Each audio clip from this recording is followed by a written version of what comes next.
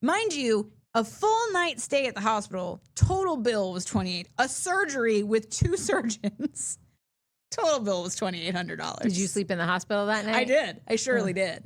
And it was terrible. Well, hello, and welcome back to another episode of Chicks in Construction. I'm your host, Mikki, and this is my co-host. Hi, I'm Jessica. And listen, I forget sometimes that we need to tell you guys what the podcast is about, because maybe you're new here and maybe you're like, what are these chicks talking about? We're talking about construction, but it's kind of a true crime podcast, construction edition. We basically exist because the construction industry is very shady. Now, listen, there's a lot of great contractors out there. There's a lot of great general contractors and tradespeople and people that are honest and have integrity and are wonderful human beings, and they're doing great work in the world. Unfortunately, there's also a lot of really, really shady contractors out there. And because there are so few protections for homeowners, and there are so infrequently consequences for shady happenings, the shadiness is on the rise.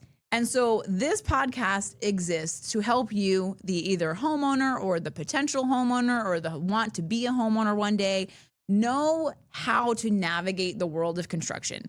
When you're getting a new roof, or you want to do an addition, or you want to renovate your kitchen, we want you to know what is normal and what is not normal, so you can avoid making costly mistakes and ending up as one of the people who writes into our show to share their stories with us because things went wrong. So with that said, if you are watching and you have a story that you want to share that you think would help other people learn from your mistake, we would love it if you would share it with us. Now, Jess is a real stand-up human being, and she will always change your name even if you do not click the Remain Anonymous button. Right. There's like a little button. If you go to chicksinconstruction.com and you scroll down, we have a little form, and you kind of just tell us your story. And at the bottom, you can click whether you want to remain anonymous or not. Jess is going to leave you anonymous forever. No matter what. Nobody will ever know who you are.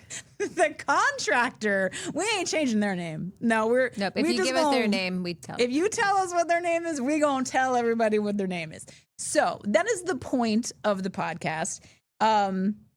We do a combination of viewers, our wonderful subscribers, writing in and sharing their stories, but we also find copious amounts of stories on the internet that we share.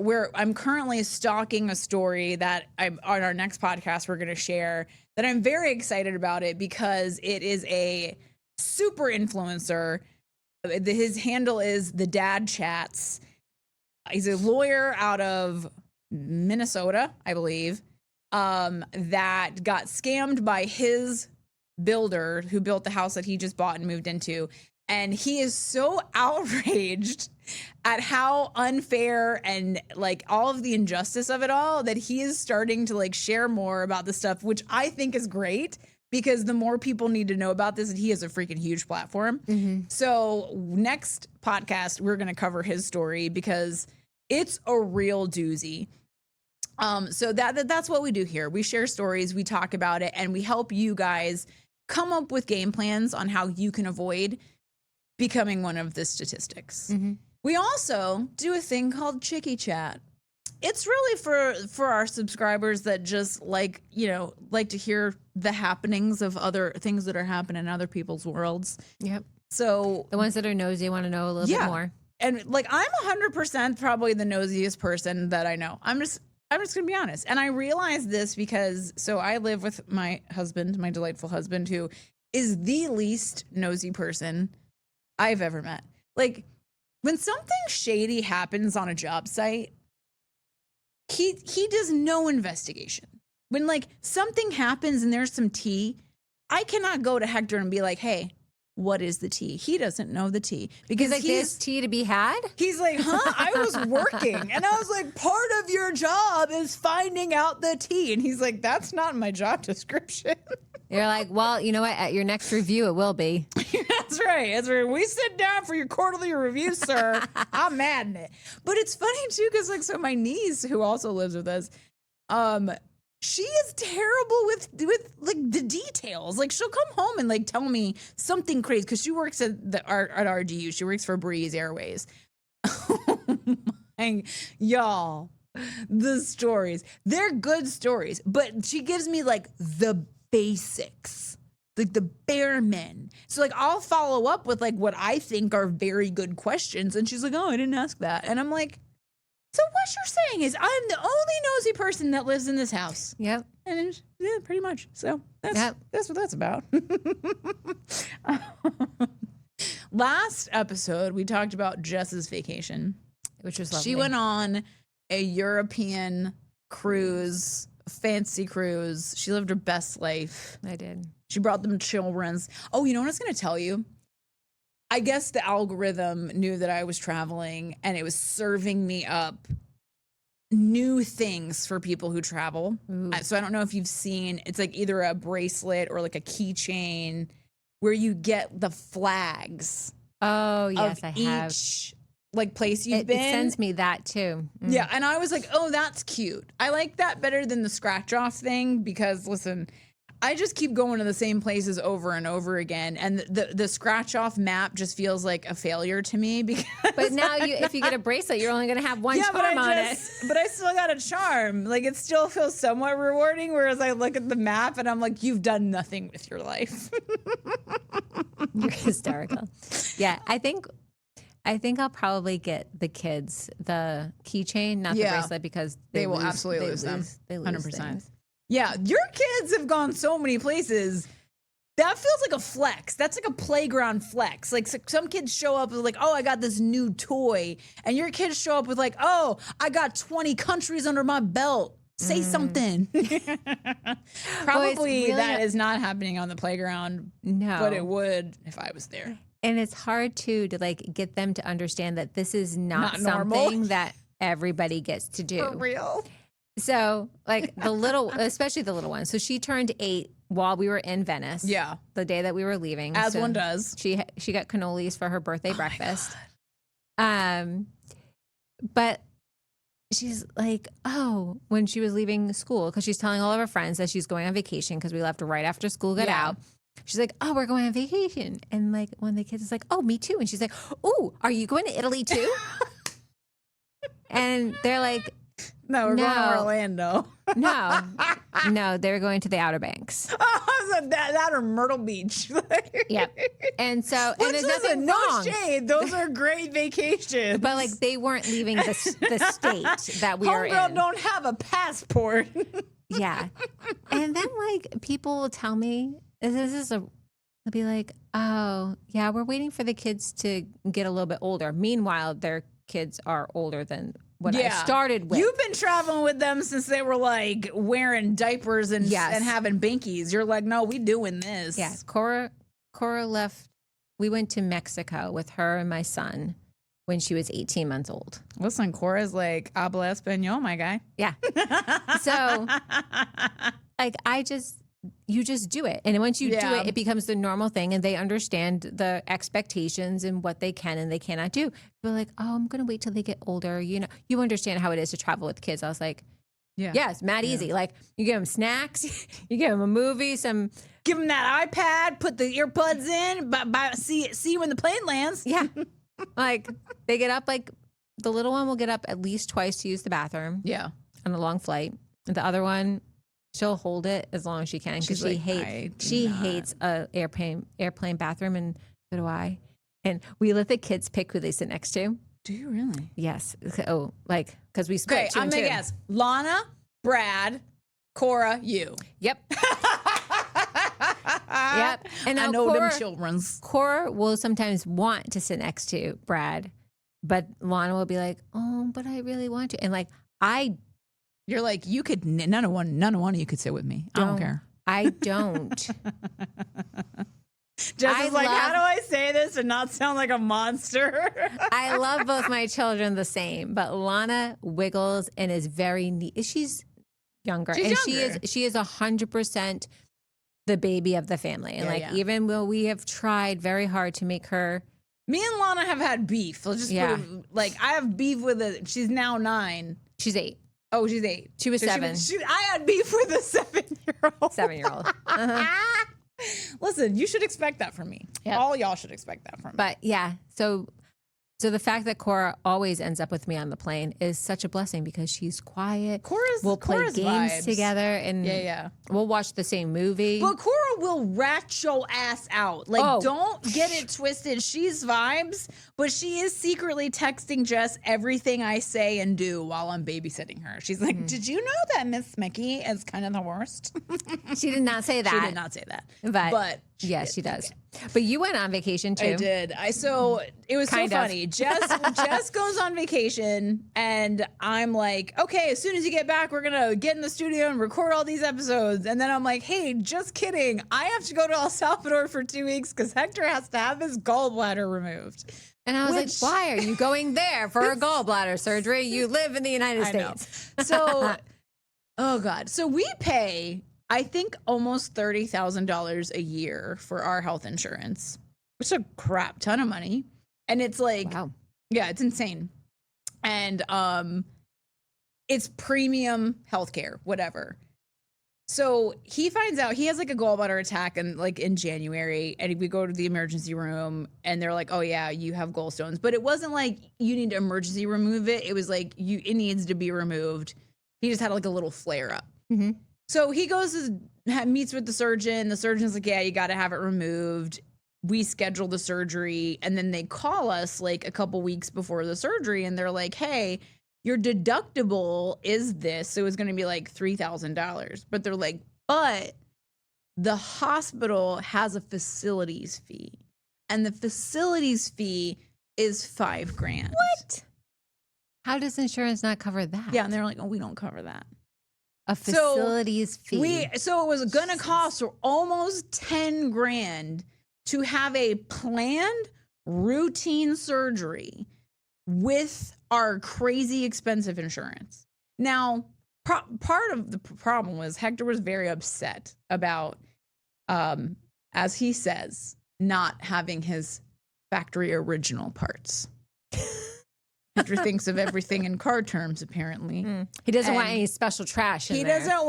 He wants to be, and I'm quoting him here, factory original. So he really did not want to have the surgery. And so the second they call and say it's going to cost him us $10,000 to have this surgery, he was like, absolutely not. Nope, can't afford it. Can we afford it? Sure. I mean, maybe if you didn't pay for dogs. $5,000 taking all of my dogs to the vets? I sure did. So could we have paid for that surgery? Yes. But Hector was so against this that he calls his sister in El Salvador, who her best friend is, she's a nurse at one of the hospitals.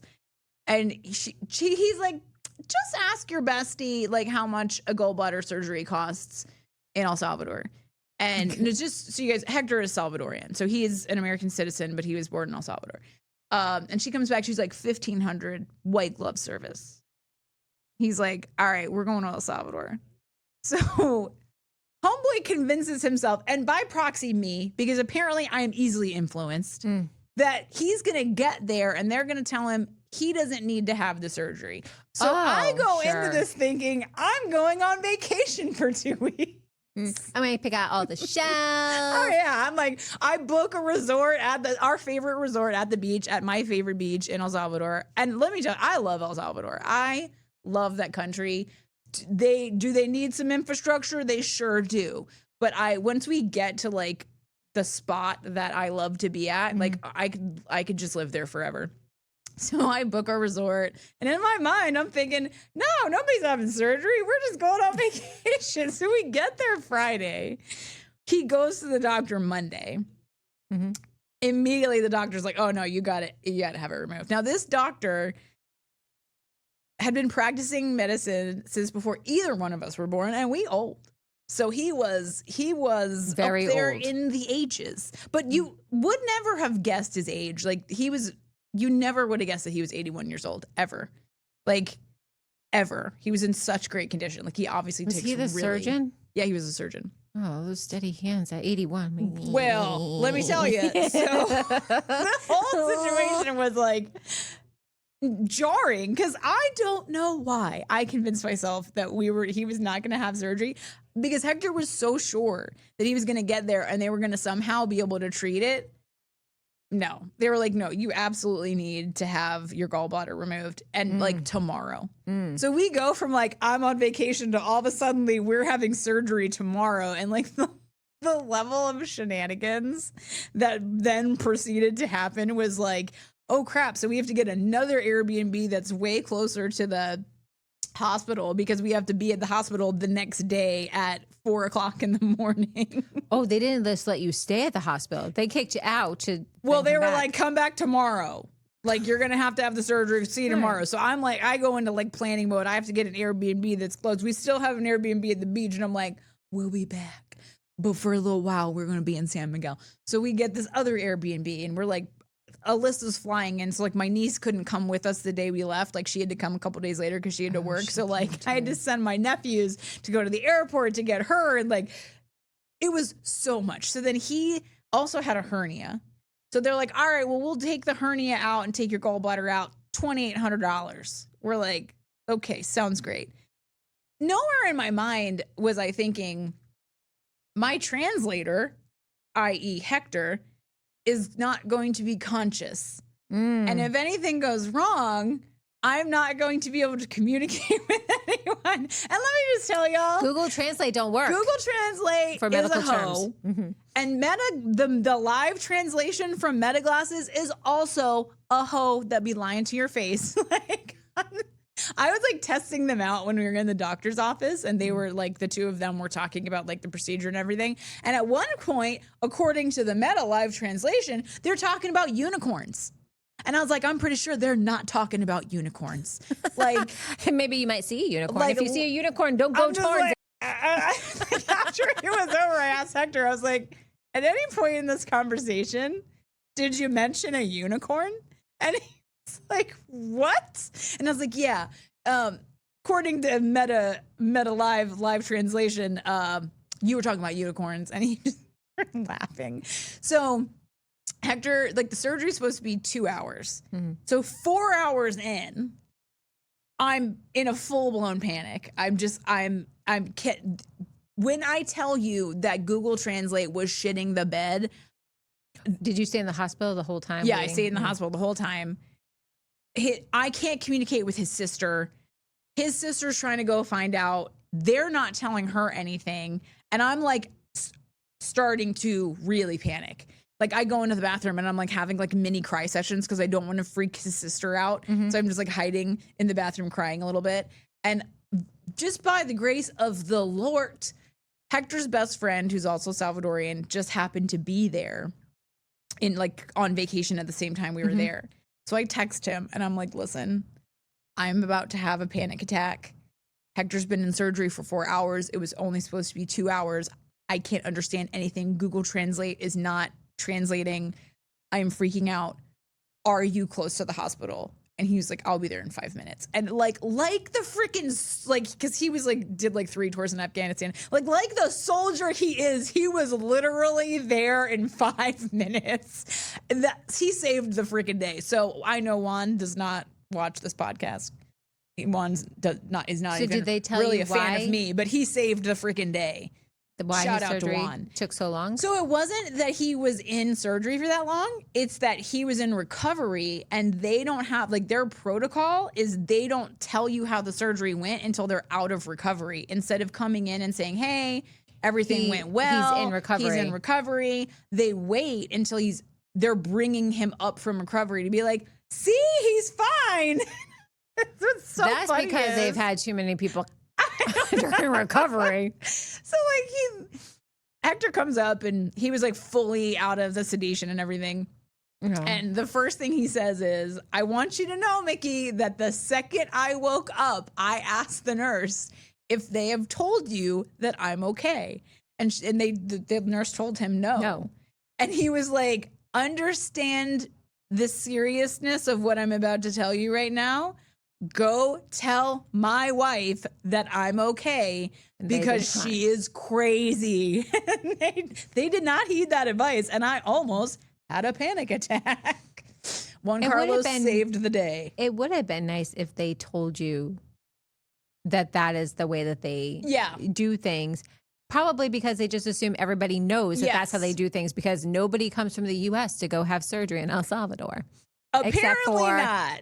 Except for this one. And it was funny because it was so wildly different. Like, obviously, like, the surgery was sterile, but like the hospital room was so different from an American hospital room. The I don't want to say standard of care, but like nobody wore gloves. And I was just like, I am, as we have discussed ad nauseum on this podcast, I am not a doctor, despite the fact that I like to think that I am. But I'm like watching them do all of this stuff without wearing gloves. And I'm like, listen, the gloves aren't for them. The gloves are for you in so many situations. Like, they took Hector's IV out, no gloves on, and he his little vein is like squirting blood everywhere. And the lady just walks up with no gloves, gauze, just puts it, and I'm like, okay. If you had a cut in your hand, and I'm like, in my mind, I'm like, just like, what are we doing? So that was a little different, and it was a little hard for my like spoiled, bougie American brain to be like, this is not America. But I will, when they put the IV, when they did the IV in his, the guy went to do it without gloves. And I said in English, if you go near my husband with a needle without gloves on your hands, this surgery is not happening.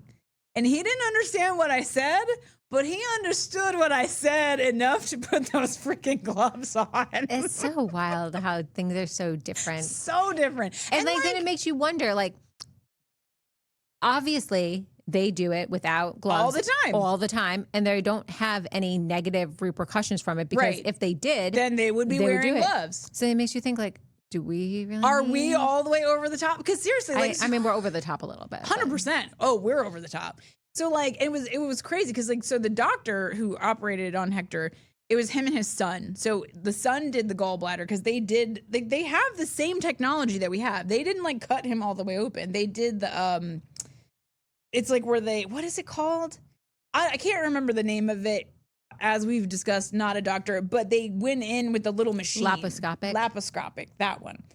Thank you, Jess. You're welcome. So he only has like the 3 little scars from the gallbladder. So the son did that. And then the father took the hernia out. So he had the 3 little scars. And then they basically like took his belly button out, took the hernia out, put his belly button back in. So we go, like, he stays in the hospital the first night. Mind you, a full night stay at the hospital, total bill was $28. A surgery with 2 surgeons, total bill was $2,800. Did you sleep in the hospital that night? I did. I surely did. And it was terrible. Hector was so uncomfortable for a lot of different reasons. But so we stay in the hospital that night. The next night we stay in the Airbnb because the next day we have to go back to the hospital for him to check the wounds. So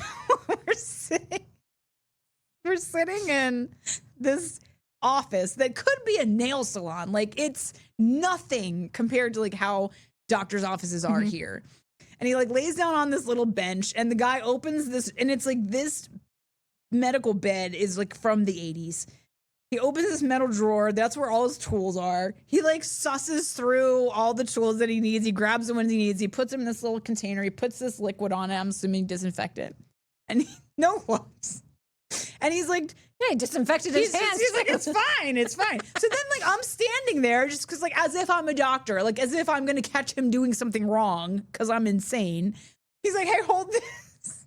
He's like, has me holding sterile medical equipment so he can do something else. Just like, he's like, hold this. I'm holding it like with like white knuckling it, like, because I'm just like, I don't want to drop this. This seems important.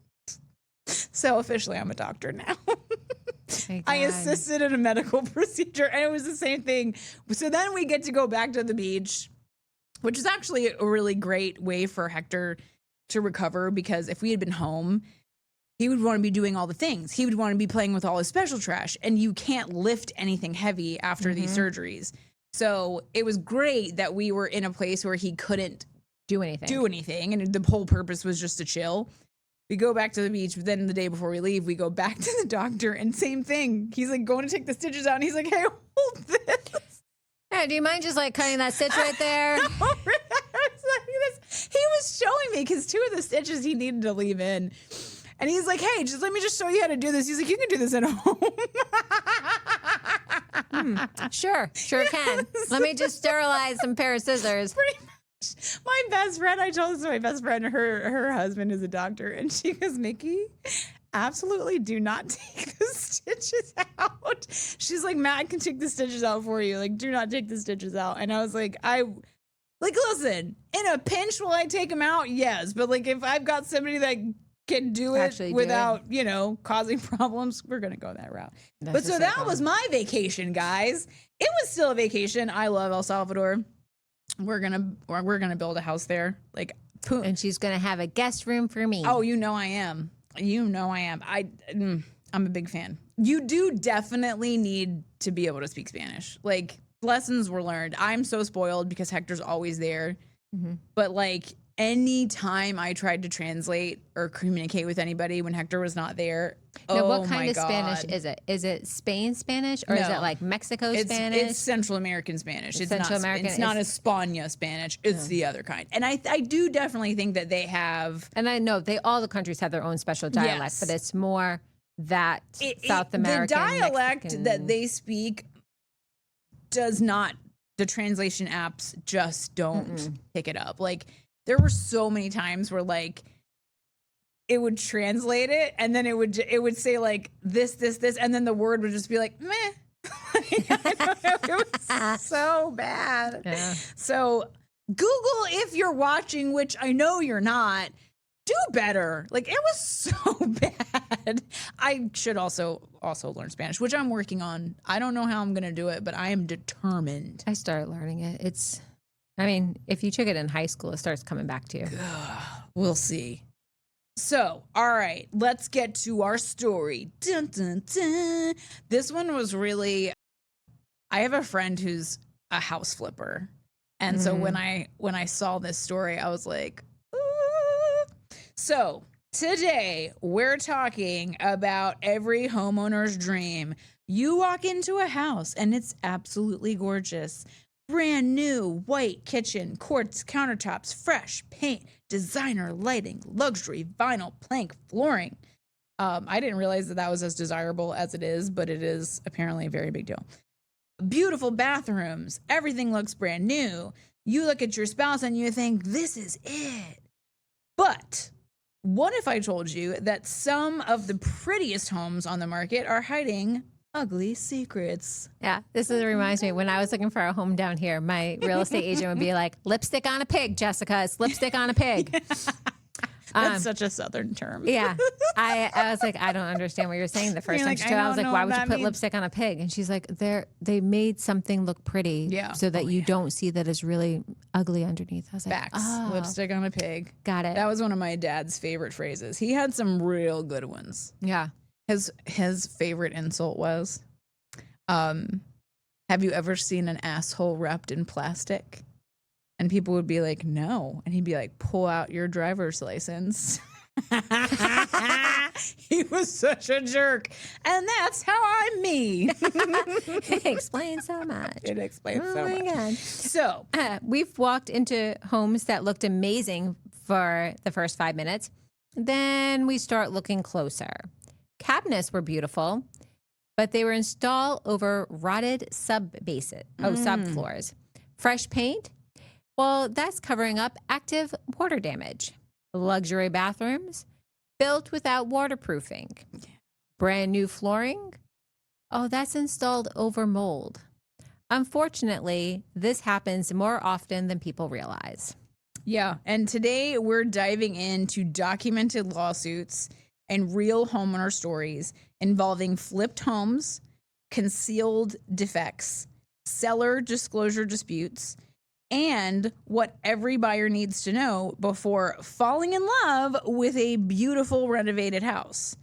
As always, we're not attorneys. or doctors. And this episode isn't legal advice. Laws vary by state, but the lessons from these cases are valuable for every homeowner. Mm-hmm.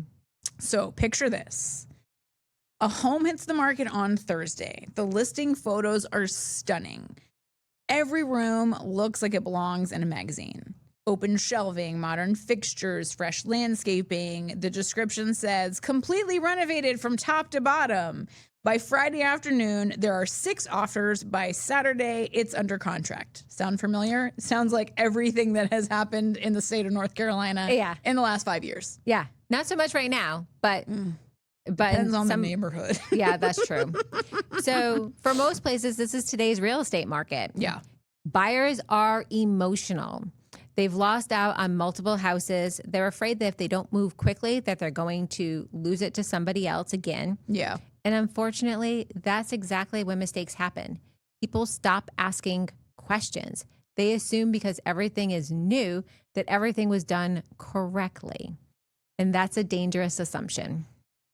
No, you're good. I was just going to add that, like, I think it was happening everywhere, but like during COVID, when people were like realizing that they when they were all home and everybody needed more space, and everybody wanted to move, everybody wanted a bigger house. It got so crazy here that homeowners were waiving inspections. They were just like, "You did? Yeah. Woo, Jessica." Yeah, that's the only way we got that. The only way that because we were we were part of the problem. Let's be honest. So when we bought our house, we had put bids on at least 20 other houses. We had seen hundreds of houses. We had been looking for a home for at least 6 months. And our due diligence, they don't have that up north. Oh, okay. So really? Oh, wow. Yeah, no. So we have escrow up north. Yeah. So it's like you put $5,000. Yeah. And then you do your inspections and stuff. And if anything's wrong, if the seller and the buyer can't come to an agreement, you get that money back. Oh, wow. That's cool. Not the case here. Yeah. The only time that you don't get that money back is if you were to decide that you no longer want to buy the house. For like no reason. For no reason. Then reason. The seller keeps that money and off you go. Okay. But here, that's not the case. Yeah. So our due diligence was stupid high because we had lost out on houses doing like we kept creeping up the amount that we would do, and we just kept losing and losing and losing and losing. Oh my God. So when it came to the house that we bought, that we actually our bid got accepted, we went stupid high in the due diligence. We waived inspections. We're like, we're going to take this house no matter. Oh, man. Because even if the inspection had come back that like the roof was leaking. Right. We were still going to buy it because we had put so much money down. We weren't going to walk away from that money. Right. So at that point, we were like... You're like, why bother? Dude, that's crazy. Would I do it again? No. I mean, but we got lucky. You guys did get lucky because I've been hearing stories all over the news about people who waived their inspections in that crazy time and are like literally just full of regret. And this story kind of ties into that. Yeah. So don't do what I did. I in the lucky 1% where it didn't go bad. Yes. So one of the biggest misconceptions is that new automatically means better. So my home wasn't also new. Like nothing was done to it. It was it was just like the builder. This is what it is. Yeah. And people had lived in it. The only thing they had was a new roof because there had been hail damage. Okay. Allegedly. Or there's just an insurance scam. Either way, new roof. They got a new roof. I mean, the house next door to us was hit by lightning, so oh shit. Okay. You know. Sometimes a flipped home is really beautiful. Yes. And renovated by experienced professionals. Sometimes. Like my friend, it'd be good. Other people, not so much. But sometimes renovations are cosmetic. Yeah. Fresh paint can hide dry wall repairs. Man, I'm having a hard time speaking. New flooring can hide structural movement. Beautiful tile can hide improper waterproofing. Brand new cabinets can distract buyers from uneven flooring. As contractors, we learn to look past the finishes. What's underneath matters far more than what you can see. And that is, I mean, time after time so we did, I don't know how this lady found me. She was a ER doctor who on the side flipped houses. didn't have her general contractor's license. She was just smart enough to know there was a ton of money in it, and was doing all of this stuff, not getting permits. Like, that's why there's a ton of money when you was doing was like illegal as hell. And it was just like, the more kind of work we did for her, the more I just like, it was just so scammy. And I don't know that she realized that like there were very real consequences to the people who were buying these homes. Like, I don't think it was like this like super nefarious thing. It was like, oh, I'm taking something that nobody wants and I'm making it into something that people want.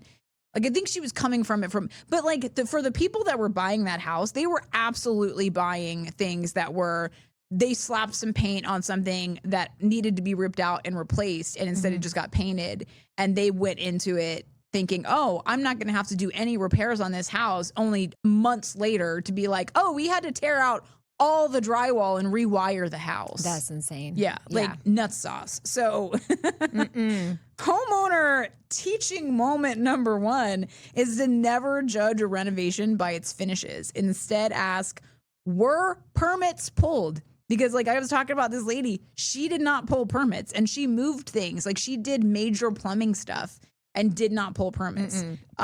Who completed the work? Were they licensed? Were they proper? This is what they do for a living, or were there like a handyman who kind of does whatever he can? Are warranties available? So do your appliances come with warranties? Does the house come with a home warranty from whoever is selling it? Were licensed trades used? That's a really important one. Can the seller provide documentation?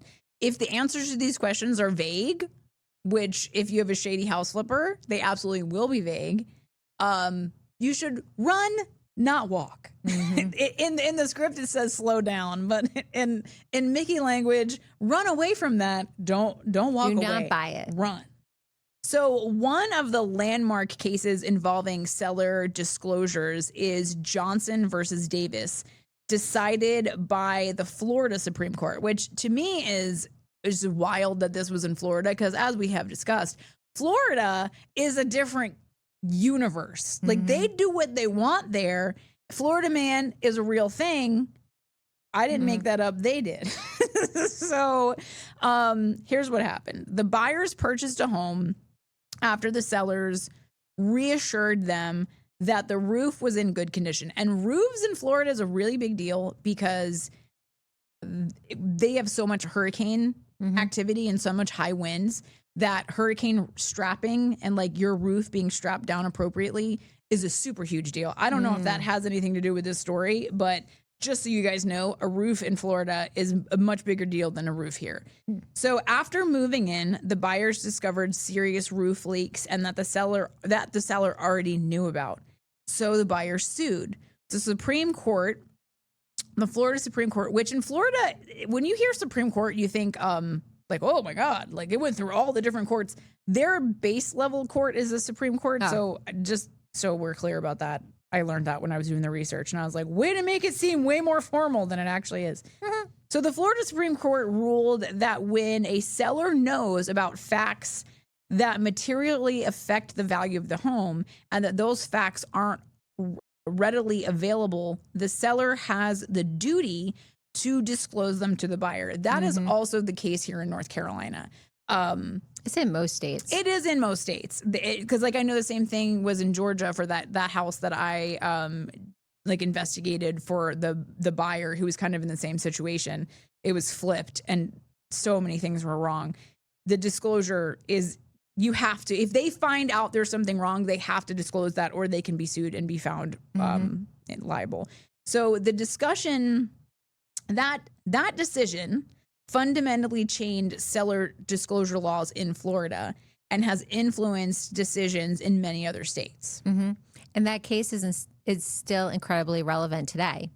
If someone paints over water stains, covers damaged drywall, or intentionally hides a known problem, that's very difficult. That's very different from simply not knowing that there is an issue. Yeah. Intent matters. It really does. Knowledge matters, and documentation really matters. Yeah. So here's where flippers created confusion. sometimes the person selling the home didn't actually live there. They bought it, they renovated it, they sold it. So buyers assumed, oh, they probably didn't know anything about the house. Sometimes that's true. I mean, we've never lived in our short-term rental. So it's like, if there were something going on in a short-term rental, I wouldn't know about it because I've never lived there. So sometimes that's the case, but sometimes it isn't. The question the courts often examine is whether the seller knew or reasonably should have known about a significant defect and failed to disclose it. Every case kind of depends on that specific fact. I feel like if you're renovating a house, chances are you would know what the issues are, even if you're not living there full time. Yeah. Like, I mean, if you're ripping down stuff or doing things, like you're going to know that there's some kind of problem. And like one of the things that I think people, because mold is such a hot topic word that like, I think one of the things people are more likely to like, if they open up a wall and they see mold, they just put that wall right back up and it's like, oh, didn't see it, don't know about it. And it's like, that's actually a really big deal.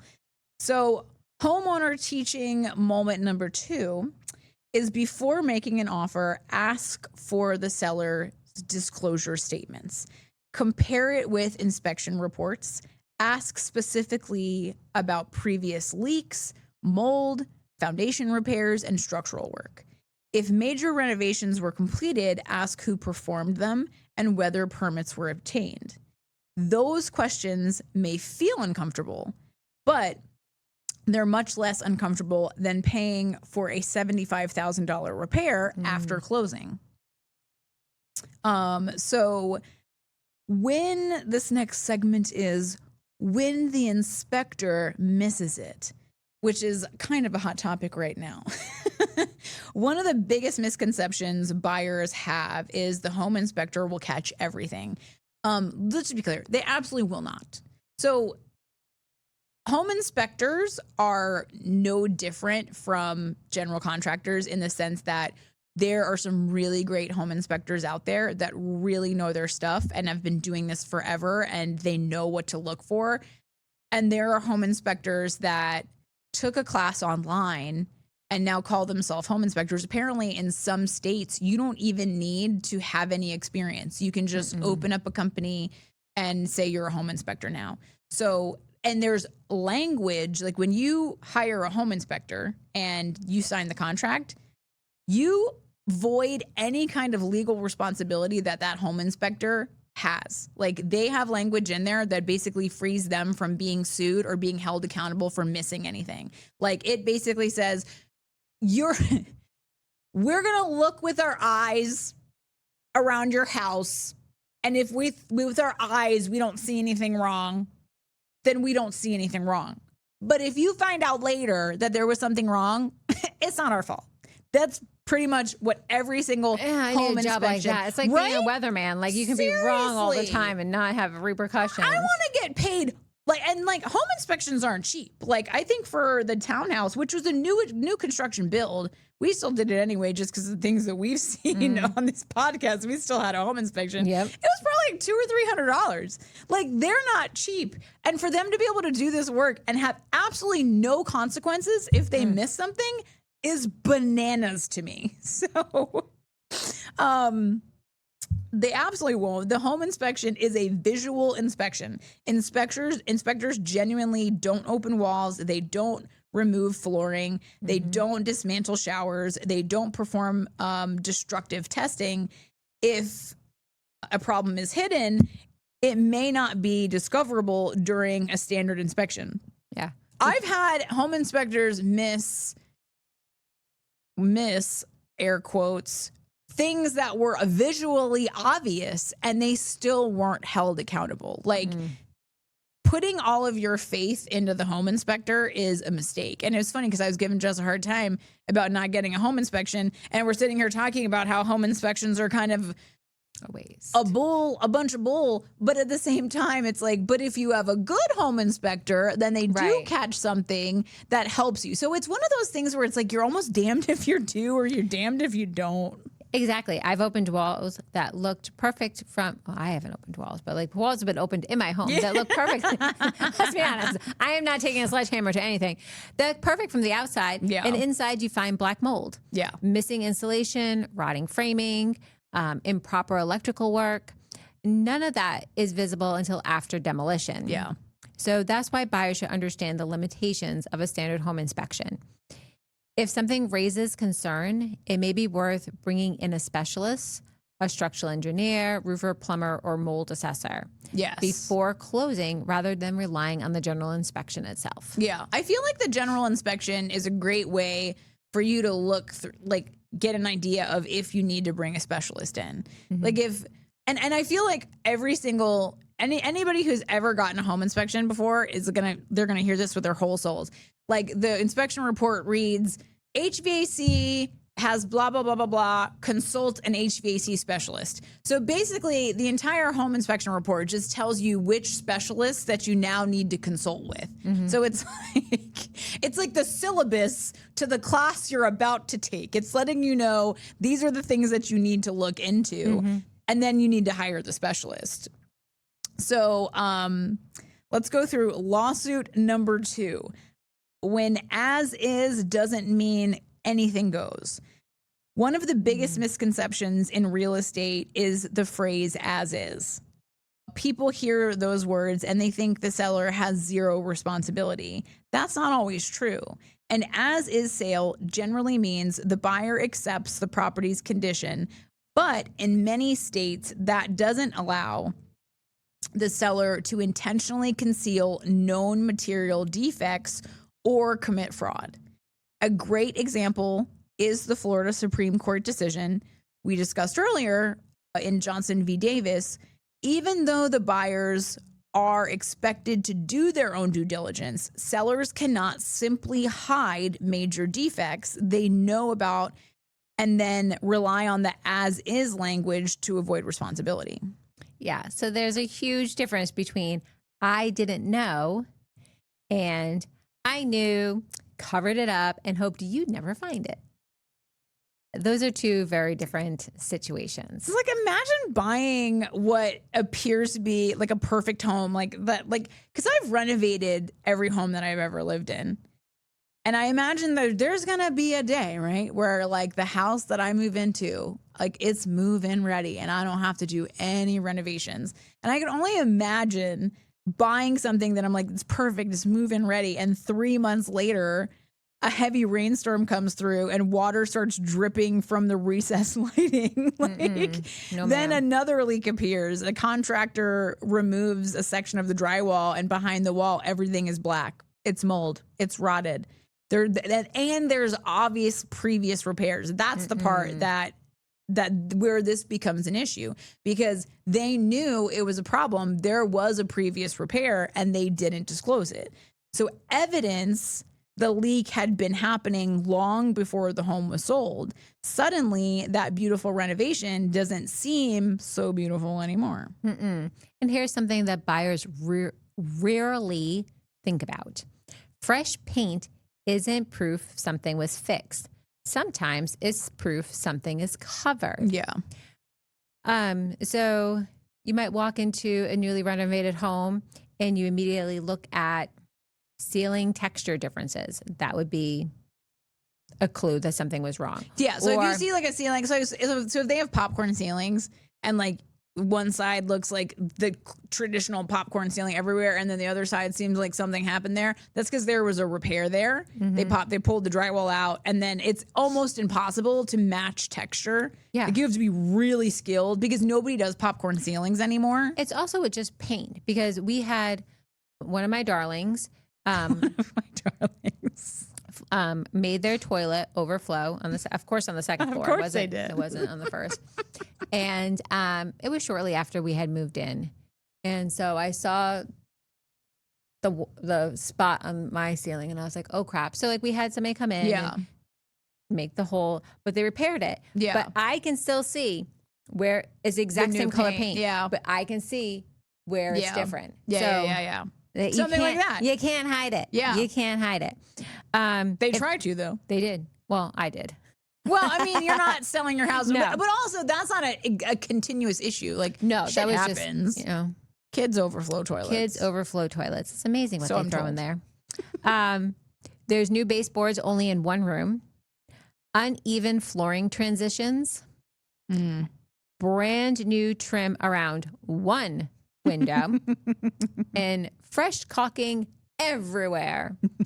Those aren't automatically problems. That doesn't mean that there is one. It's just something to tell you to investigate that further. Yeah. Which brings us to teaching moment numero cuatro. No, Four. three. Oh, sorry. Trace. We've been doing this. Oh my God, are we on 4 now? No, only 3. If a Either house, way. Either way, we're on 3. I can read and count, apparently. If a house has obviously been flipped, ask these questions. Why was this room repainted? Can I see before and after photos? Yeah. Because they have them. Even if they say they don't, somebody took a picture. Were permits pulled? Was the work inspected? And who completed the work? Professional flippers usually have documentation. If nobody has answers, that's all the information you need. Yeah. And that really is true. Like a friend of mine who flips houses, like she is an interior designer and she uses licensed general contractors. So she's not a licensed general contractor and she doesn't claim to be.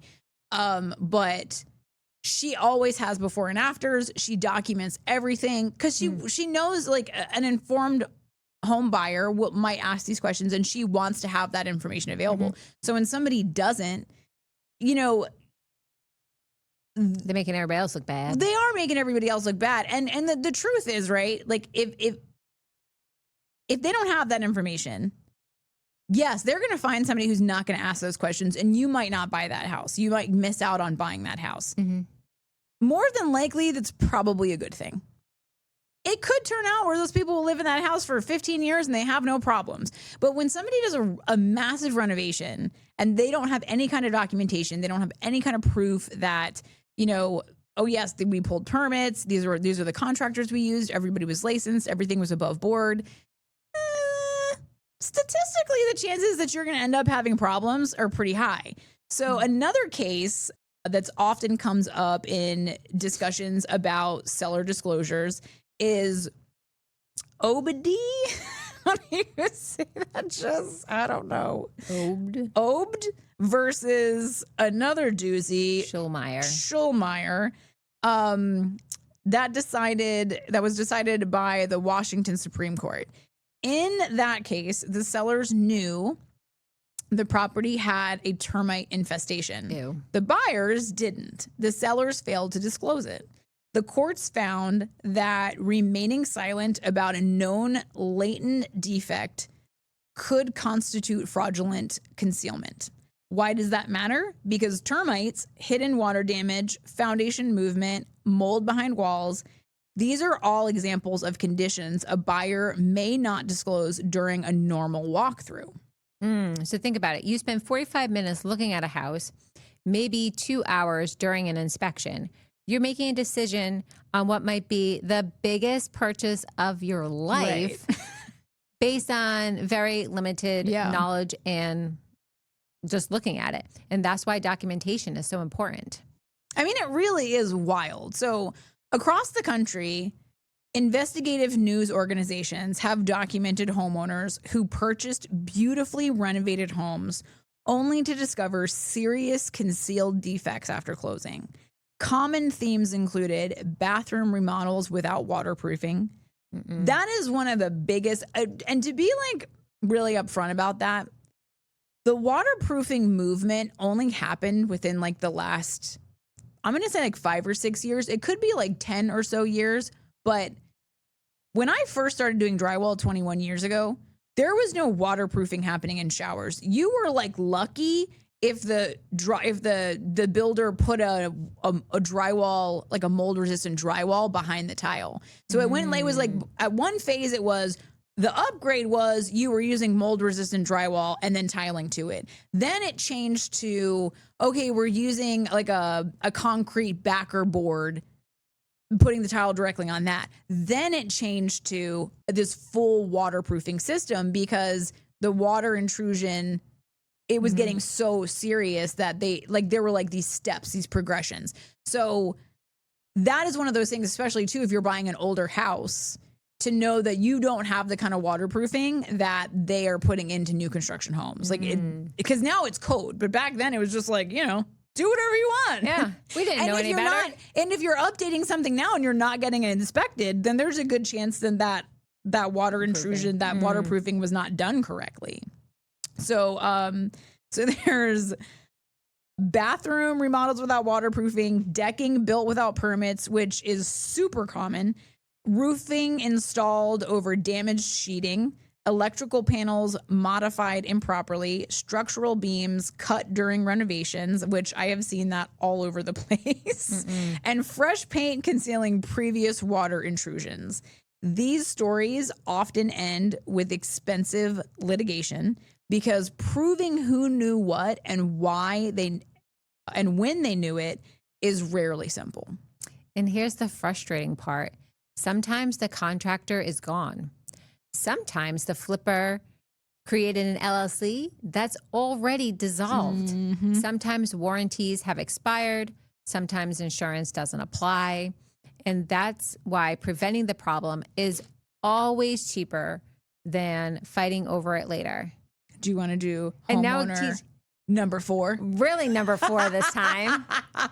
Listen. We're doing the best we can. They're doing the best I can. I am having trouble coming back from vacation. Before buying any renovated home, this is what you should do. Read every page of the seller disclosure. And really, you should have your real estate agent look at it too. Yeah. Like that's part of their job. Yeah. Research permit history with your local building department. Review the property sale history. If it was bought 2 months ago and now it's for sale again at a much higher price, that's always a red flag. Yeah. That definitely was a flip. 100%. Yeah. There's lipstick on a pig on that one. Ask for, I'm so Southern now. You are. Ask for contractor information. Hire specialists if anything concerns you. Spending the extra $500 to $1,000 before closing could save you tens of thousands of dollars later. Yeah. Even if you don't end up buying the house, because then it's just saving you that headache too. Yeah, 100%. So let's finish with some rapid fire red flags. If you're touring a flipped house, what immediately catches your attention? Number 1, fresh paint on only one wall or the ceiling. Why is it only in that area? Right. Number 2. I'll do 2. Go ahead. Brand new flooring that suddenly changes direction or material, which I actually see that a lot. That means that they pulled it up for some reason. Why is that? Number 3, the doors don't latch. Could be normal. Could also indicate structural movement. That is actually a big one. When the doors don't latch, that could really be. It could just be that like the door, because like at our townhouse, our door wasn't latching correctly. They just need to adjust the door. But like if you have a ton of interior walls or doors that are not latching, there's a good chance that there's something your house is kind of moving structurally. So that's a big deal. So number 4 is cracks above the windows and doors. Like cracks in the drywall. We actually see this a lot, and it doesn't necessarily mean that you have a structural issue. Sometimes it can be that the drywallers put the seam, like they cut the board right at the edge of the window. And if there's any kind of movement in your house, the path of least resistance is what is going to crack first. So I have seen houses where the drywall literally broke because the house was twisting so much that it broke the drywall. But a little crack above a window is not necessarily a sign that there's something going on. But if every window has cracks like that, and they're big cracks and they're cracks with gaps, that is something, because a lot of people will freak out when they see like a little crack in the drywall, but that could very well be because that's just how they hung it. It's not necessarily an issue. But if there's like a gap and you can see framing, okay, different story. That's a different story. Yes. Number 5, a strong air freshener. Well, if it's my house, it's just because I have 9 million dogs. Yes. I mean, it could just be a candle. Simply making the house smell good. Or we always like or covering up mold. Mold and moisture.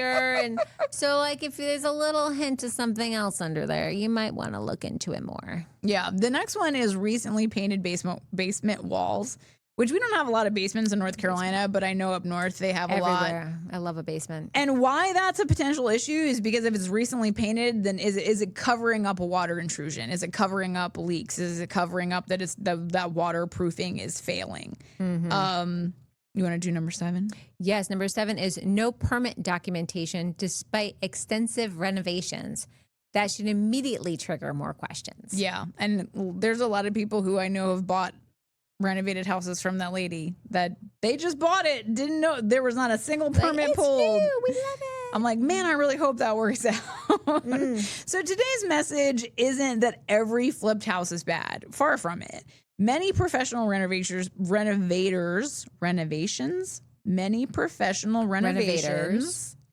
produce outstanding work. The lesson is this: beautiful finishes don't guarantee quality construction. No. So when you're buying a home, slow down, ask questions, read disclosures, verify permits, and make sure that you hire good inspectors if you can find them. And don't let emotions rush you into one of the biggest financial decisions that you're ever going to make. Facts. And I know it's really hard because the buying market is so crazy, but waiting for the right house instead of just throwing caution to the wind will save you a lot of headaches. So we love the fact that you guys are willing to share your stories with us. We hope that this hasn't happened to you, but if you are somebody who has bought a flipped house and you had a bad experience, we would love it if you would write in and share that with us so that we can share that with other people to help them understand the additional things that they need to look for or that they should avoid. You can go to chicksandconstruction.com. You scroll down just a little ways and there's a form. You can fill it out, share your story with us so we can share your story with everyone. Jess, where can they find us in the socials? On Facebook, LinkedIn, and Instagram is at Chicks and Construction Podcast. On TikTok is at Chicks and Construction. And listen, guys, the TikTok, it be popping. I don't read the comments, but I hear they are spicy. So if you want to have a moment where you're on your lunch break, you just tune in for some tea. It's a great place to hear some real spicy one-liners. So check it out. All right, guys, we'll see you in the next one. Bye.